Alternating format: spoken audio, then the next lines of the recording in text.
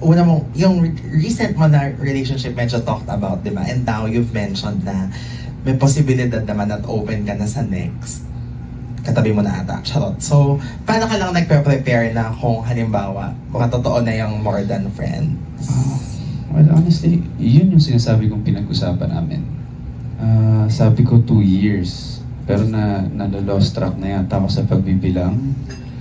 Pero masaya ako dahil sabi ko nga, yung nakikilala ni Krisha ngayon, iba naman. Kasi maraming natutunan, maraming na-appreciate, mas lalong, alam mo yun, full of love, and I'm a happy person. And ako yung taong hindi na pwede yung stress, wala namang stress, diba? Hindi ako stressful. Yun.